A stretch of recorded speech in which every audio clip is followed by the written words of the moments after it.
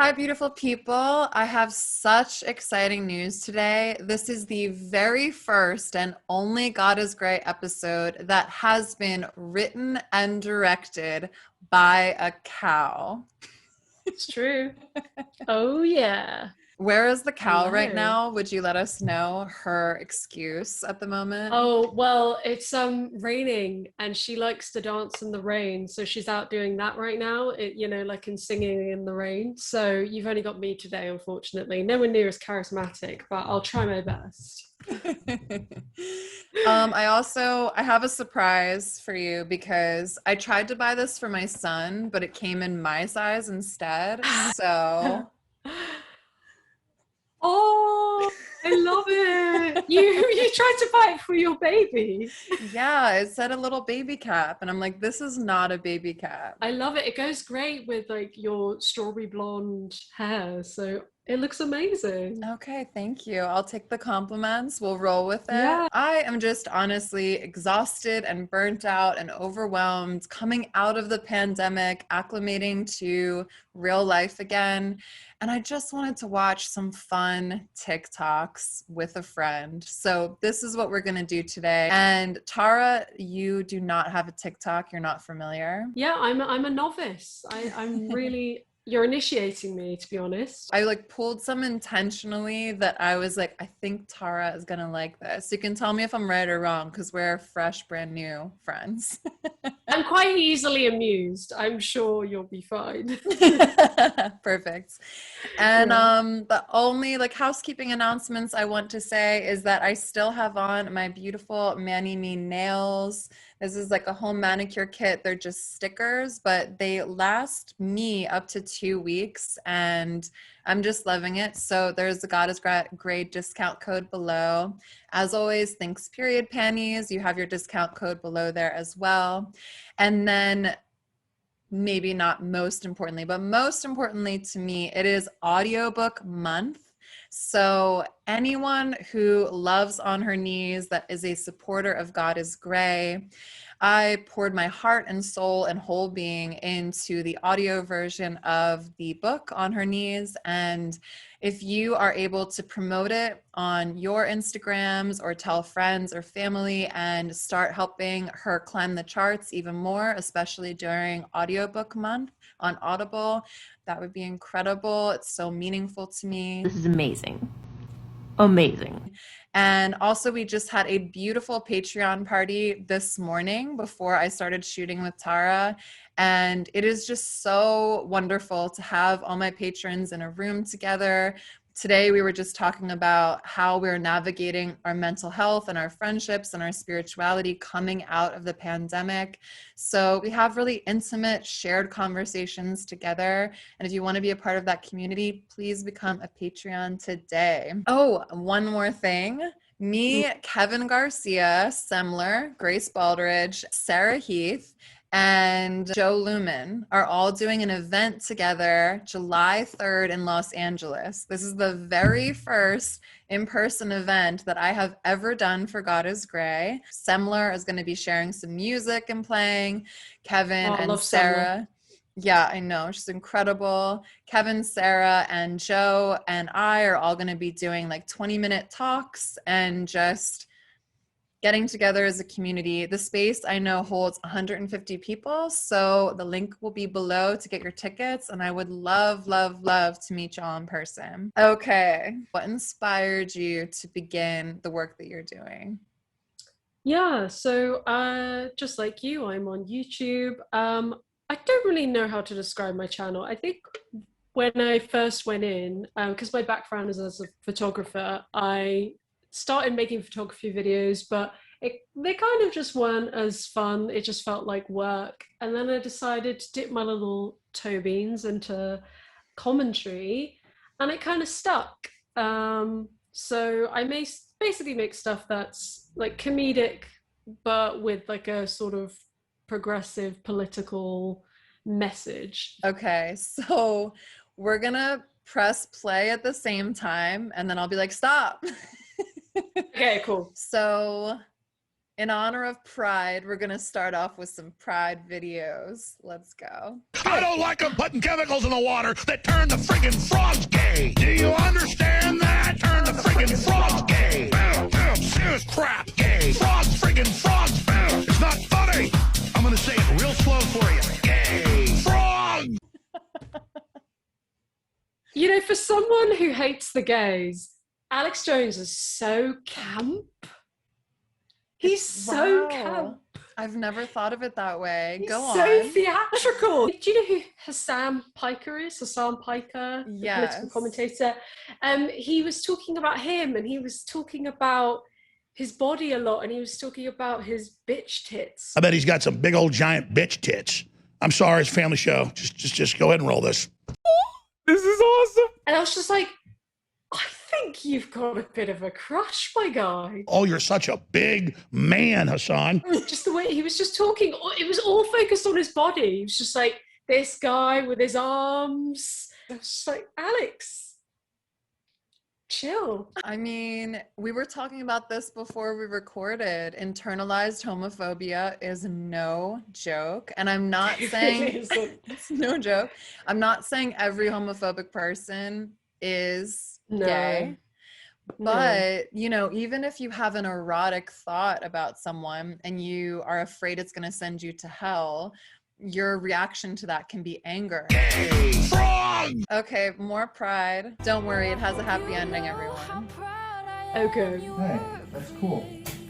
Yeah, it's Different colors. it's like a multicolored thing. Okay. Yeah, it's You supposed need to your look. thingy? No, it's supposed to look like the lesbian flag. Oh, as part of my coming out to tell you guys I'm gay. Awesome.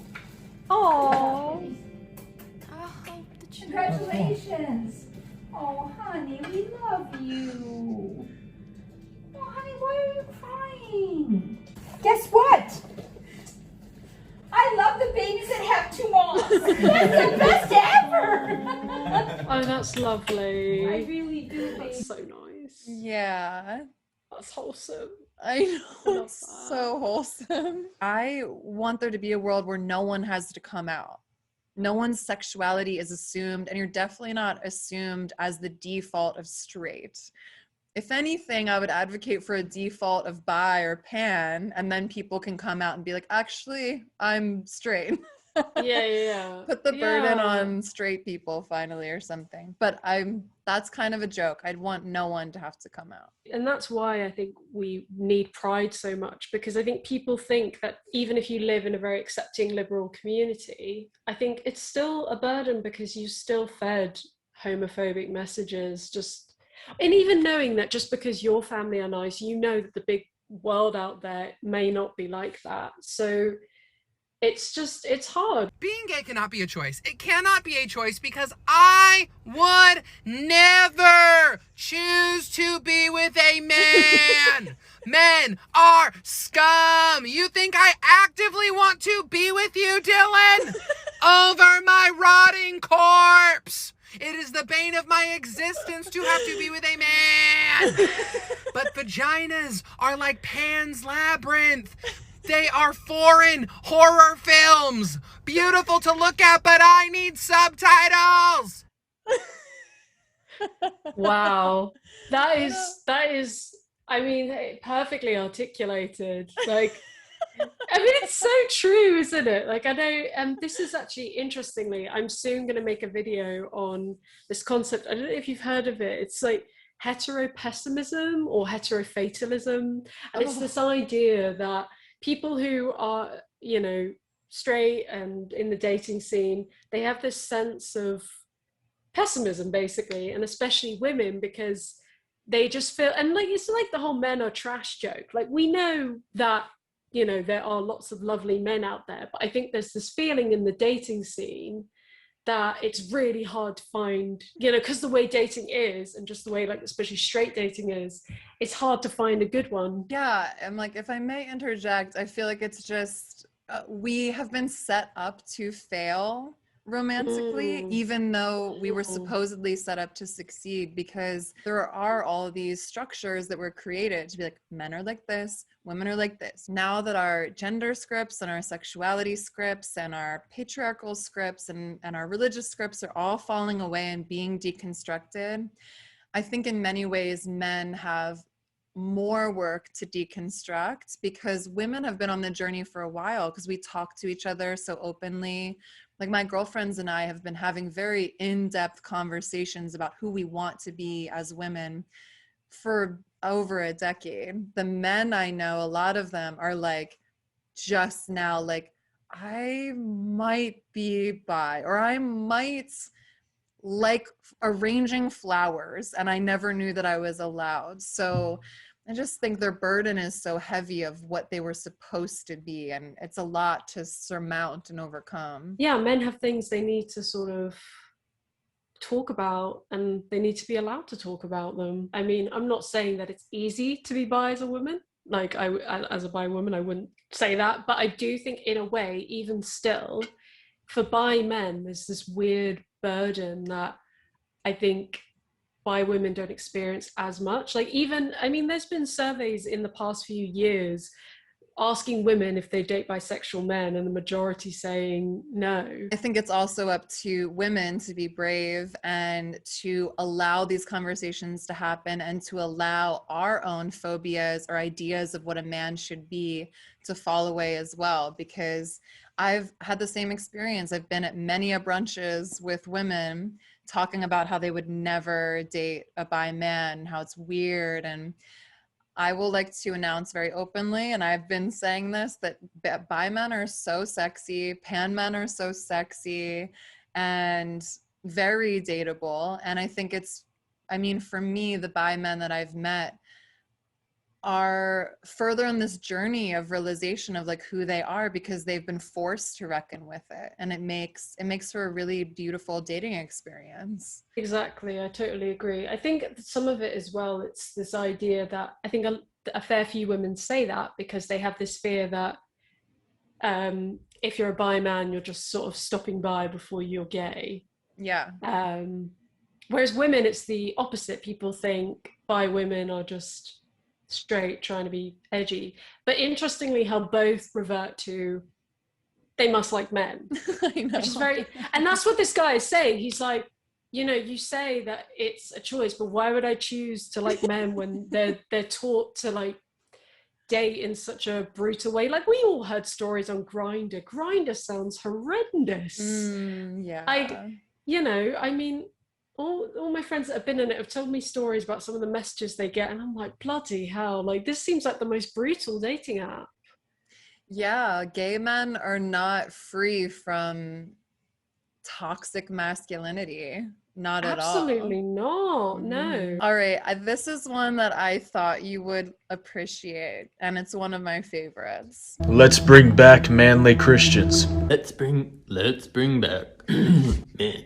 When men were men. This guy, he's an angel, but first and foremost, he's a Christian man. What is he? Is he a man? Is he a Christian? Is he a God-fearing man? This man right here, he's standing in fire, but he don't care. You know why? Because he's a Christian man.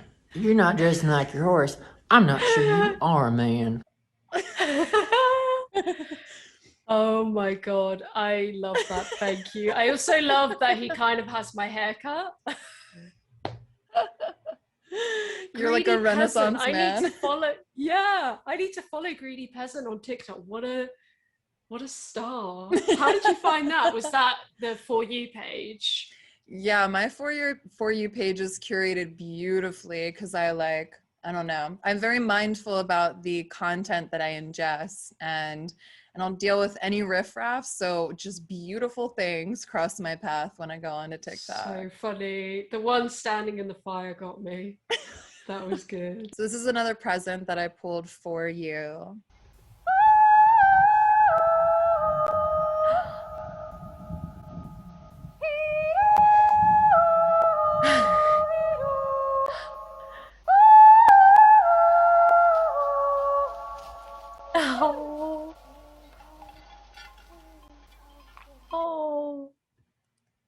How gorgeous is that? But I need to do that to get the cow home. You just need to perfect that sound. And Yeah, I'm I'm not sure I can hit those notes. Yeah, exactly. Oh, that's beautiful. I love the power of like femininity too. I'm sure a man could do that as well, but like, that just looks so powerful. That connection to animals, so gorgeous. Yeah, that felt very ethereal, it felt like I was watching some kind of fantasy, but some people live that life and that's beautiful. Wow, love that. Thank you. That was joyous. That gave me so much serotonin. Here's another serotonin hit for you.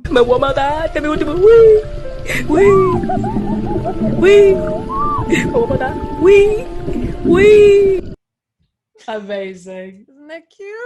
Octopus. Okay, this one I found really relatable, and I've made this joke many times, and I like this guy just put it to video. All right, I'm gonna go. I need to go to work and make money for this fucking family. But you guys have a great day, just sitting around doing nothing. So you have a cat and a dog? Yeah, I've made that. Is that what you say? Yeah, I've made this joke many, many times to myself. How are they with the baby? I'm guessing you've had the pets longer than your son. He loves them. They tolerate. I know. Why? Oh, interesting. So is it because they're a bit jealous that he's taking up your... 1,000,000%. 1,000,000%. Oh, bless. He's also really risky, like the way an infant will pet is just like slap a hand down and then yeah. Yeah, they don't quite have the etiquette down. No, not at all. Okay. Are you an Adam Driver fan at all? Yeah, I like me some Adam Driver. I just thought this was brilliant. Press play. Okay. It's my impression of if Adam Driver ran into Adam Driver on the street and they hadn't seen each other for a long time. Oh, hey. Oh, hi. Hello. You look very clean, very healthy. Well, thank you. Well, my girlfriend and I, we've been, doing yoga and eating fucking kale and all that shit. It's been hard. No, yeah, no, I know. Okay, well, I have to go now. But it was good to see you, and I'll probably see you around. Okay, bye. That was spot on. He was my favorite part about Girls. Have you seen Girls? Mm-hmm. Yeah. He's so good, isn't he? I'm so happy for him that I've seen him blow up. He deserves it. He's very talented. Yeah, I do think he deserves it. And also he's like that hot that you're like, why am I so into this? But I love that like unexpected hot. I love that. Yeah, he's very unconventionally attractive, which I appreciate. Like, he's got an unusual face, but a beautiful one. There's a cat that looks just like him, actually. You'll have to send me that photo. Yeah, the Adam Driver cat, I'll send you. Yeah. Okay, so did you ever do sleepovers when you were younger? Oh yeah, of course. I found this so relatable and hilarious, and this is one of my favorite creators, so let me know if you feel this. Oh my god, is it 6:30? I meant to get up like an hour ago. I'm still trying to sleep for a little bit. Oh, so sorry. Do you have a charger? I don't think it's in this bag. Do you have one anywhere else? No, there's nothing in this bag. I'm just gonna go check outside. I'll be so quiet. Oh my god. Morning, Miss Stevens. Do you have a charger? Like a charger. Is there maybe one in your closet? I envy morning people so much. Imagine being able to just get up at 6:30 and being like, I've got stuff to do. What time do you usually wake up? Don't be so ashamed. I do a bit of dog walking on the side. So on days that I'm walking the dog, maybe like 9:30, which is so late, I know. It's like, but on a day, like on a weekend, if I'm not doing very much, mate, if I can, I will stay until like midday. I am such a night owl. I'm so jealous of you. I'm the kind of person that no matter how late I stay up, sleeping in is like 9. And I've tried so hard. I'll get like blackout curtains and be like, tonight's the night I'm gonna sleep. And no. And now, of course, with the baby, at 5:30 or 6, he's like, woo! And I'm like, okay.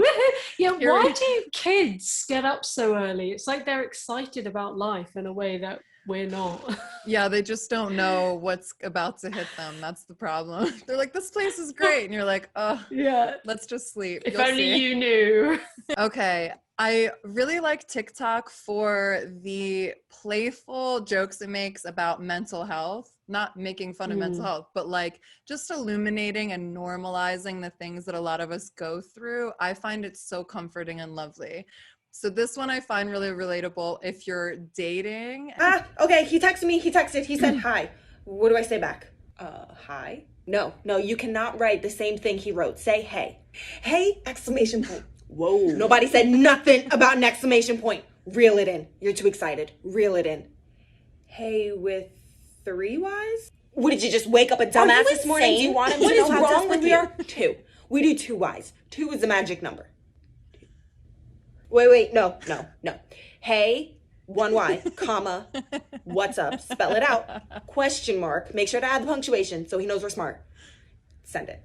Wait, no, it's too much. Hey, 2 Y's, smiley face emoji. Okay, but which smiley face emoji? Because it could come off as hey, or hey, or hey. Okay, no emojis, it's too much. We gotta meet his energy. Hey, 2 Y's, send it before I change my mind. Thoughts? Honestly, I totally agree with what you said.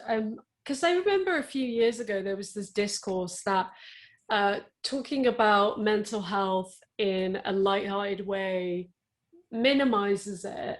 And I mean, it can, don't get me wrong, but I just don't agree with that. I think we can't normalize mental health enough, in my opinion. I think the more we talk about it, the better. And even if it is in this very, like, I don't know how to describe it, like jokey kind of, like putting it down to emojis. It's so true. Like when you have anxiety, it just like everything you do is this like internal battle.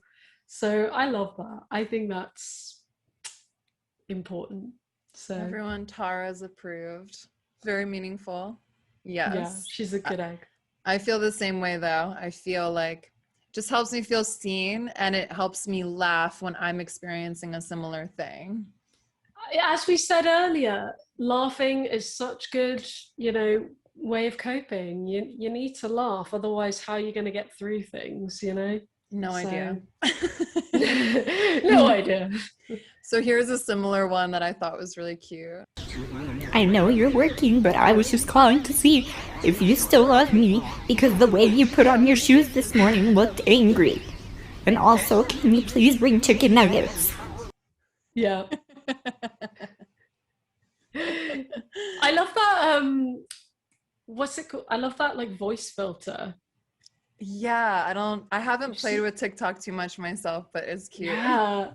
It really captures a mood. I was like, yeah, that's exactly what my voice sounds like when I'm feeling emotional. Okay. This girl is one of my absolute favorite creators. She is a chef's kiss. I love her. If you can't beat the fear, just do it scared. Okay. I like you!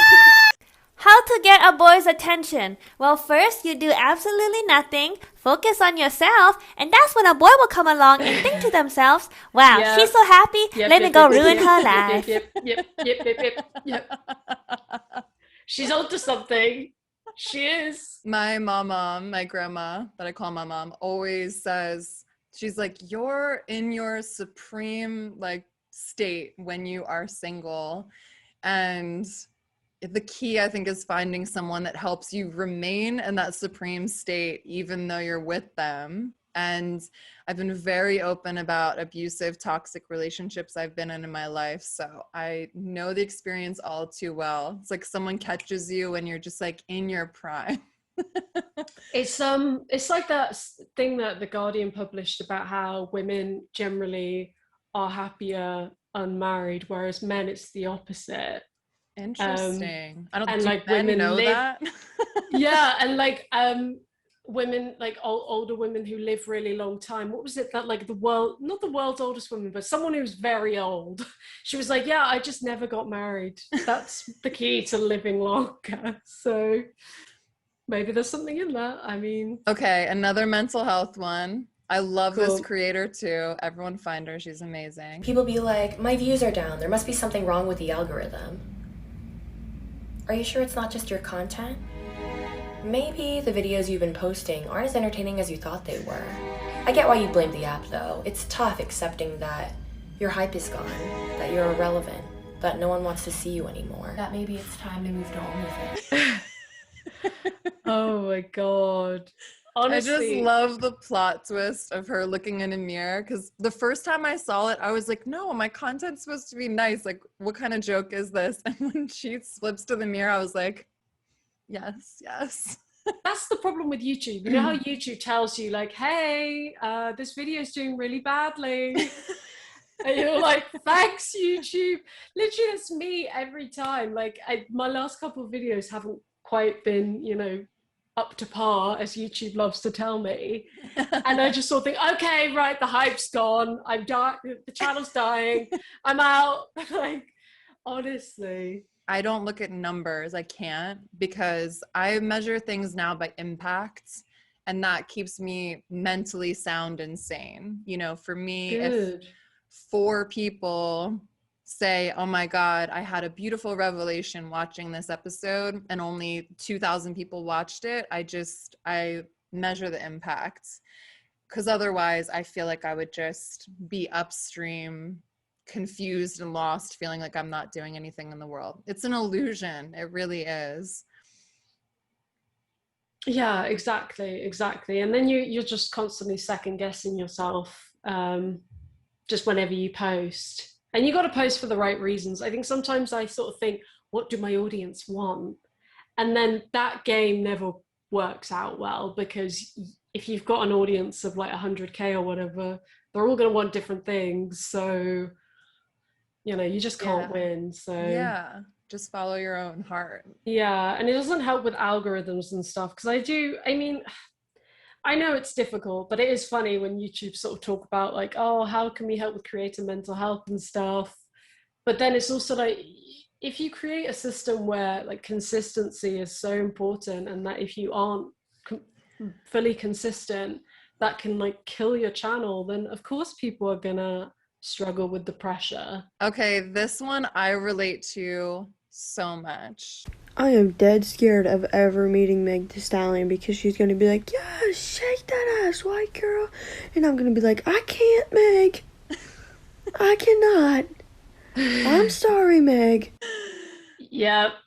That describes my behind as well. One of my saddest, most devastating moments, but also devastatingly funny. I'm really into rap. I have been since I was like 8 years old. And I had this huge crush on Waka Flocka Flame. Oh. And I mean, he's so hot, so tall. He's like 6'7". He's gorgeous. And wow. My friend did lighting for Drake and Waka, and I was so excited to go see, because he got me backstage passes and stuff. I brought my little brother, who's my best friend.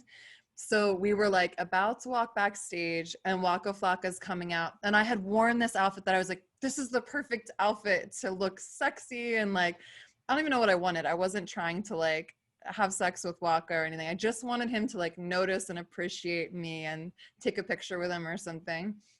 And I go up to him and I'm like, hey, can I get a picture with you? And he straight up looked me up and down and went, nah, and walked away. And my brother was like, oh. Oh, look at your face. Thanks for the empathy. It was really sad. That's mean. That is mean. I talked to, I think his manager or someone on his team later that night, and they were like, they promised me he's never like that, and he must just had a weird moment or something. But it made me sad, but it was also, I mean, I'm sorry, it was really funny. I mean, I'm glad you can see the humor in it. Maybe I would eventually, but I feel like if that happened to me, I'd just like crawl into a little hole, dig it with my bare hands, and just have a little, be in a ball and just have a little cry. No, I think a little light humiliation is kind of funny to me. Okay. No one was gravely harmed in the experience. It was just fair enough. It was sad. Yeah. Okay, next TikTok reminds me so much of quarantine. Plan what food I'm gonna buy, then I have to go to the store and then I buy the food, then I bring it home, then I put it in the fridge, then I take it out of the fridge, then I chop it up and I cook it and I make it, and then I have to put it in the plate to eat it and serve myself, and then I eat it, and then I have to wash the dishes, and when they dry I have to put them away, and then I do it all over again. Yeah. I love how it had the BoJack music in the background as well. Oh, I didn't even recognize that. Is that what it was? Yeah. Amazing. Yeah. Love me, BoJack Horseman. I mean, that is that you're just being an adult. It is so, that's the most boring part of it, doing stuff. Like, God, I can't stand cleaning the house. No. I can't stand it. It's so boring. You Oh, can't God. see me, but I'm surrounded by toys right now and some crunchy goldfish on my carpet because I just couldn't do it last night. I usually do it at night and then I go to bed and it's like a present for myself in the morning. But last night I was so dead tired and I was like, just gonna be crunchy with Tara, just rolling with it. Yeah, I mean, no judgment, honestly. Like, I think with filming, you have this one little tidy corner. You have this one tidy corner, but then everything else around it is a complete mess. Like, if I were to turn this around, it would just be a sty. So that's why I feel like he's changed his setup, but like watching old Cody Co was kind of like, it's funny how the laundry. Not to stereotype like men and women because it's not so binary, but a lot of women YouTubers will have like their pristine setup and everything ready to go and the fairy perfect lights. lighting. And the boys are like, my friend just came over, like we've got Tupperware containers in the back and laundry and like okay. Yeah. I love that don't give a fuck attitude. I want that more. Yeah, but I just can't. I feel, you know what it is? I feel like it's a privacy thing. Like, if I have a really messy room, I don't feel comfortable people being in there. It feels like they're looking at my dirty underwear or something. Even if they're not literally. Well, yeah, they might be. But even if not, it gets that same feeling in me. You know what I mean? I don't know why. I feel the same exact way. Yeah. I feel you. Okay, so I'm pretty sure I've rounded it out to just adorable children. In the snow outside, it's beautiful outside. We should go outside. The pink sunset. Gorgeous, just pink sunset. Oh my God. Oh. I know. It's the little things in life, you know? They just see the little things. They're like, look at that sunset. Isn't life great? What's that one thing your ex gave you that you can't quite get rid of? That one, especially. This one's cute, but that one. There's like nature and nurture, and nature is what scares me. Like, you can nurture all you want, but nature will prevail in certain circumstances. Gotta watch out. Or sometimes I feel like the worst qualities of a child end up being the most positive qualities in an adult. Like, I was a huge tantrum girl, and I don't think that's a positive thing, but I remember just having very decisive choices and goals and being like, you're impeding upon my goal, and that's why. So as an adult, you know, that has been beneficial. This one I just appreciated because I'm a perfectionist in many ways, and I'm like, am I messing up as a mom? And this one was just so cute. You got a pout. Oh shit. Well, goddamn. Oh Lordy. Sit up. Jesus.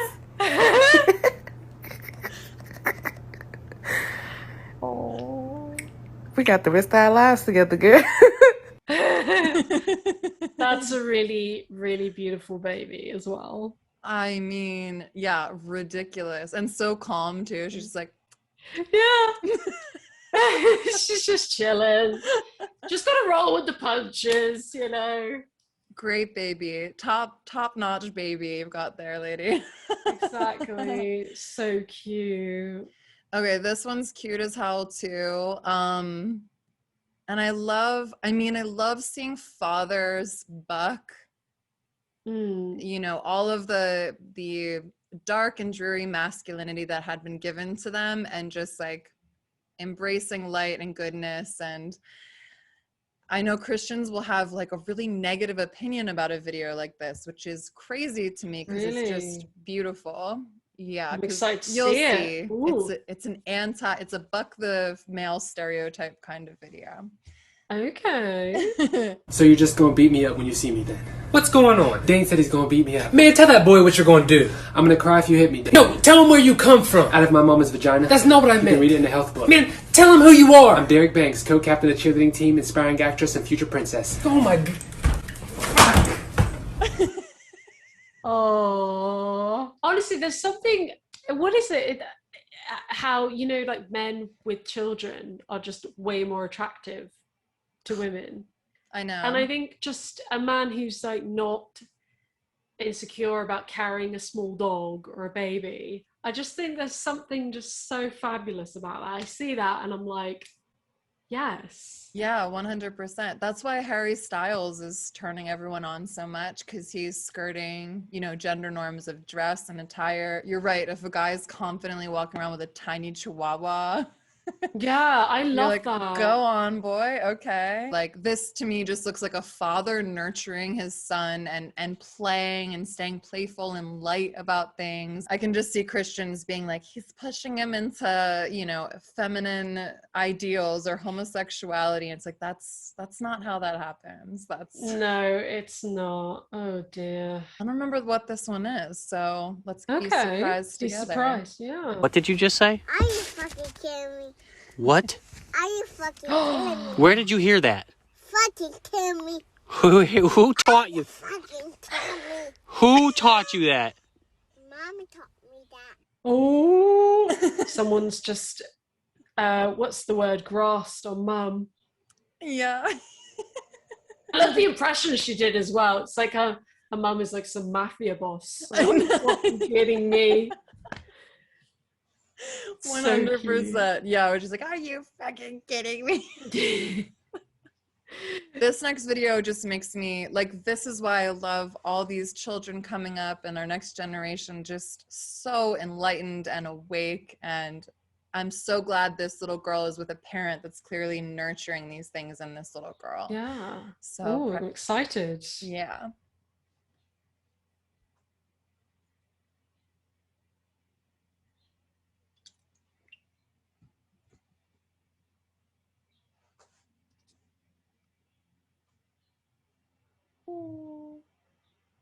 I don't want the trees to die. I don't want any bugs to die. And I don't want birds to die. You ain't right. You're silly. I know how You much ain't you right. love all the living things. Oh, How cute, right? that is lovely. What a good egg. Truly. I just love how she has the giant bug on her. Like I've made the comparison to female anatomy for me. Like you have to be conditioned to think something is gross when it's not gross. And I've been saying, like, I feel like I was taught about women's anatomy the same way a child would be taught about a cockroach. Like, ew, ew, ew, you don't want to touch, don't touch that, don't touch, ew, gross. And then you internalize that and you're like, oh, it's gross. Like this girl just has the fly crawling up her arm, and obviously that little creature feels safe with her because it is. I don't like calling animals it either, because he or she or they. Yeah. And it's good to nurture that as well. Imagine if, I don't know, her parents were like into oil or something, they were like fracking.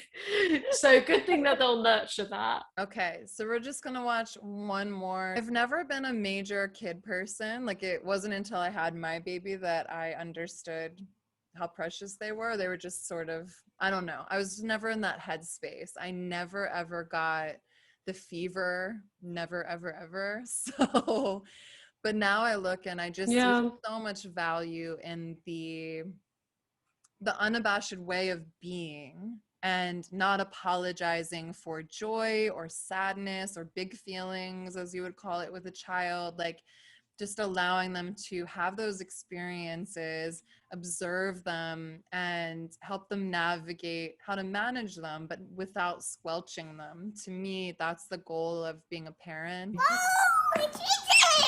My baby got it here! I'm going to hold baby Harper. There's baby Harper. Give her a hug. Hi, you're my baby cousin. He's really cute. I love you, baby Harper. Oh, you know what gets me? When babies refer to other babies as babies. Like, you know, when a baby goes, that's a baby. And I'm like, so are you. They do it all the time too. If they just spot a baby that's like 2 weeks babyer than them. Yeah. I'm so wise. That's a baby. I'm a veteran. Veteran baby. Yeah. Oh, that is so sweet. I love that. This has been a very wholesome video. Yes. Thank you so much, everyone who has watched this video to the end. We love you so much. And Tara, thank you so much for your time and thank you for laughter. having me. Where can everybody find you, follow you, support you? So I'm on YouTube, Instagram, Twitter. It's just at Tara Mooney. So Moo spelled like cow moo, and then knee, like, you know, this, all one word. Yeah, those are my main things. I make YouTube videos, so that will be the best place to find me. But if you like cute dogs, I have an Instagram too. Shall I see if I can beckon her? Oh, who's a good girl? Oh, there she is. Very elegantly eating her treat. So that's my baby. Cutie, cutie. I didn't birth her, but I did keep her in a little sling when she was a puppy. That counts. So for I imitated it. Well, please like, subscribe, share with your friends, donate to my Patreon or Venmo if you can. We love you all so much. Love you all so much. Bless. God bless.